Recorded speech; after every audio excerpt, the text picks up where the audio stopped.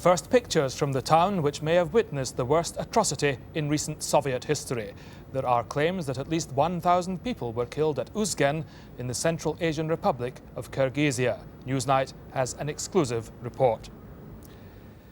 Good evening. The official death toll after 6 weeks of ethnic fighting in Kirghizia is 212. The real figure is probably more than 1,000 and rising.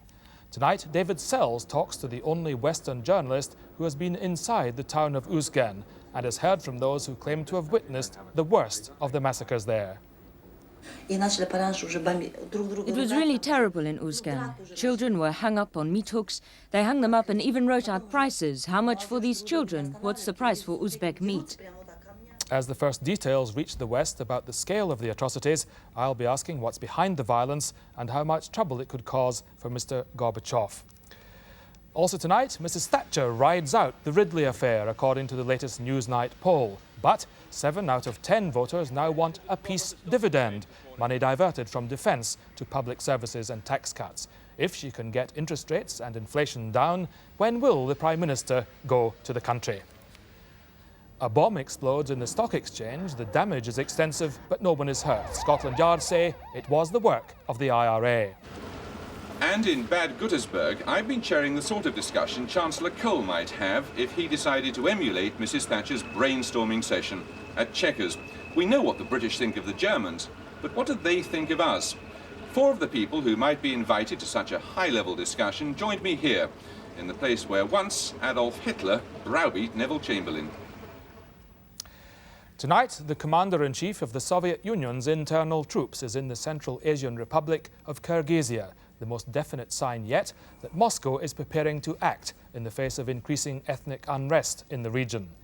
Interior Ministry troops were first sent in last month when fighting flared up between the majority Kirghiz and the Uzbeks over the allocation of scarce building land. Now, after weeks of silence, the official agencies are beginning to report in detail the fighting that is taking place in this remote area of the Soviet Union. The Soviet news agency TASS said reports are still coming in of fights, arson and pogroms. Passing cars are being stoned, barricades are being built.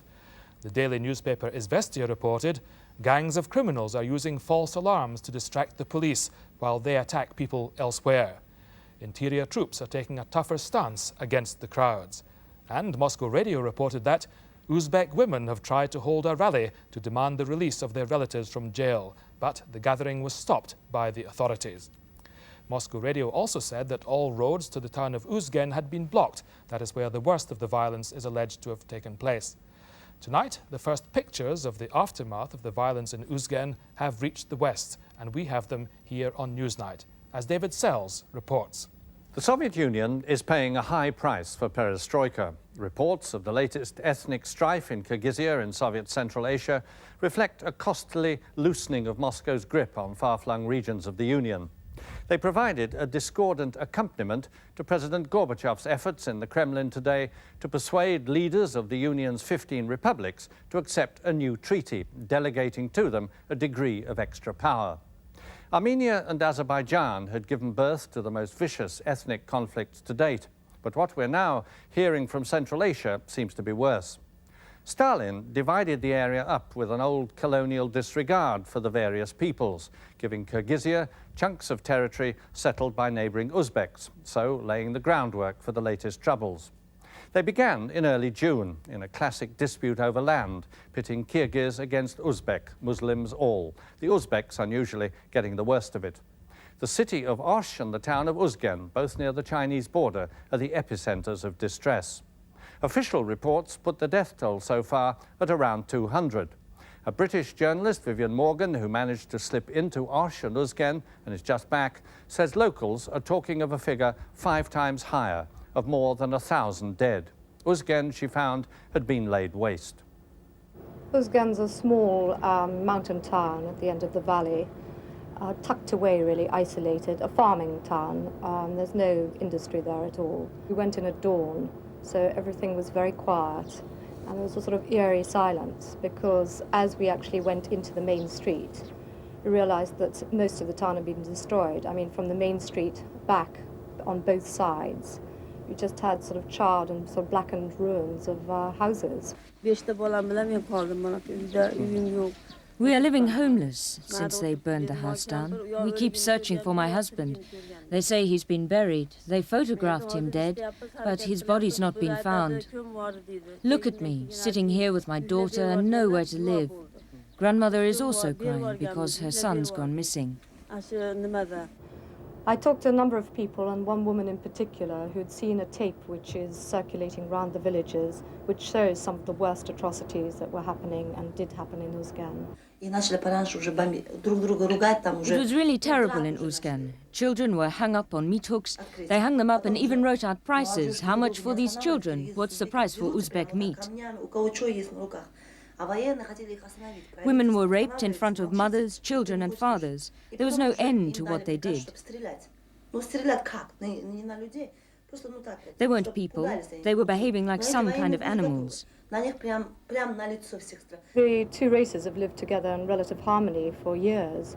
A lot of them have intermarried, and you will find in every street that Kirghiz are living alongside Uzbek.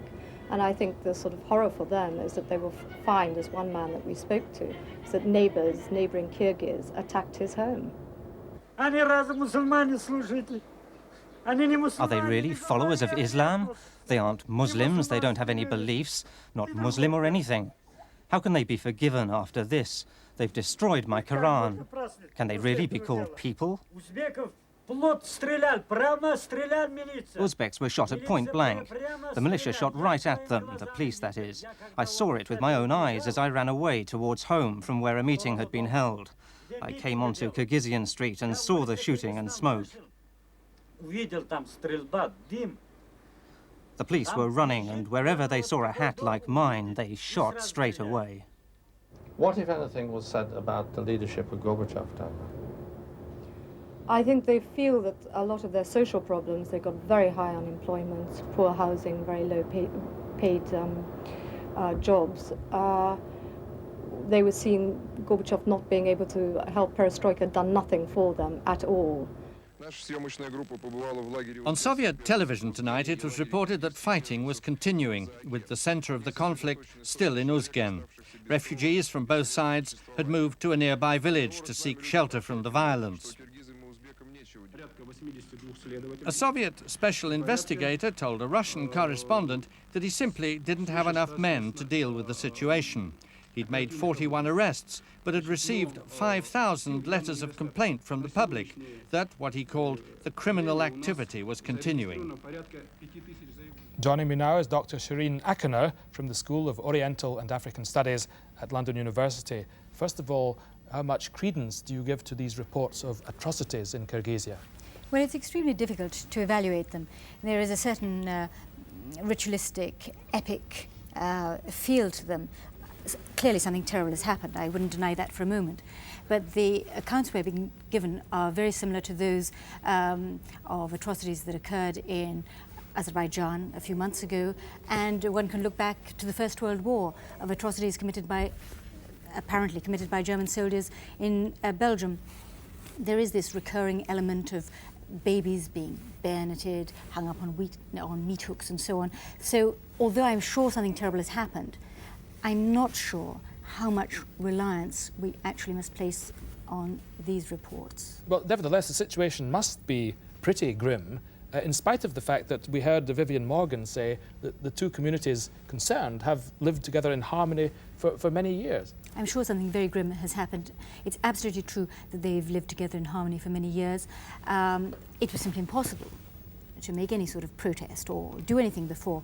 I think for the past 70 years, the tensions that were there before have simply been submerged. People like to believe that they'd been completely wiped away, but they hadn't. They had been submerged. Because of control from the center, from Moscow? Yes, very strict controls. It was impossible to make any sort of protest. But just a few months ago, long before any of these troubles erupted, a Kyrgyz intellectual said to me, our three worst enemies are the Russians, the Chinese, and the Uzbeks, and the worst of those three are the Uzbeks. So they know very well who their traditional enemies are. These are people, neighbors, who for centuries have fought over land, over water, the most important thing of all. And for 70 years, this has simply been kept in check, but these disputes haven't gone away at all. We heard the Soviet soldier saying a few moments ago that he didn't have enough men to contain the situation. Does that mean that it's getting out of Moscow's control? I think it's long been out of Moscow's control. I think what we have to fear is a Lebanization of Central Asia. We've seen that beginning to happen in... Turning into Lebanon. Exactly. We've seen that sort of thing happening in Transcaucasia, in Armenia and Azerbaijan. And it's very likely to happen here too.